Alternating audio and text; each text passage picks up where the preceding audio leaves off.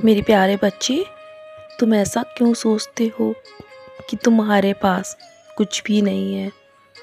मैं हूँ ना तुम्हारे साथ, तो तुम्हें और क्या चाहिए। मेरा आशीर्वाद हर पल तुम्हारे साथ है।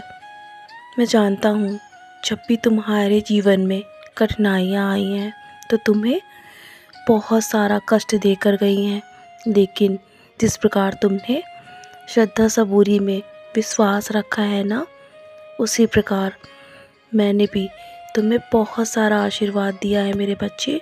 तुम्हारे सबूरी का फल मैं अवश्य दूंगा, तुम निश्चिंत रहो। तुम बहुत ही नेक बच्चे हो। मैं तुम्हारे जीवन की लिखी हुई हर तकदीर बदल दूंगा। तुम्हारे दुख की घड़ी अब समाप्त होने वाली है। आज होली का पर्व है ना, जिस प्रकार आज होलिका दहन होगी ना है, उसी प्रकार तुम्हारे सारे कष्ट होलिका दहन में जलकर समाप्त हो जाएंगे। जिस प्रकार मेरी धुनी में मैं निरंतर अपने सभी भक्तों के कष्टों को और उनके बुरे कर्मों को बैठकर यहाँ जलाता हूँ ना, उसी प्रकार आज होलिका दहन में सारी तुम्हारी परेशानियाँ जलकर समाप्त हो जाएंगी और तुम्हारे जीवन में बहुत सारी खुशियाँ आएंगी। इसलिए निराश मत हो। तुम्हारे जीवन में बहुत सारे नए दरवाज़े खुलने वाले हैं। तुम्हारे जीवन का नया सवेरा अवश्य होगा। तुम बस अपने कर्म इसी प्रकार करते रहो। आज होली का पर्व है ना, जिस प्रकार बुराई की हार और अच्छाई की जीत होती है ना, आज होलिका दहन में सारी तुम्हारी परेशानियाँ जलकर समाप्त हो जाएंगी और तुम्हारे जीवन में बहुत सारी खुशियाँ आएंगी।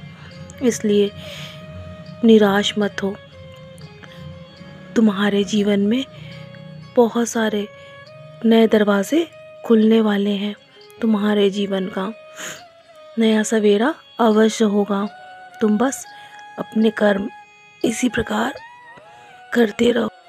जानता हूँ कभी कभी तुम ऐसा करने को मजबूर हो जाते हो ना, जो तुम नहीं करना चाहते हो। अगर तुम्हें ऐसा लगता है कि तुमने कुछ गलत किया है तो मेरे बच्चे अपने मन से सारी बातों को भुलाकर आगे बढ़ो। तुम्हारा जीवन अब बदल जाएगा।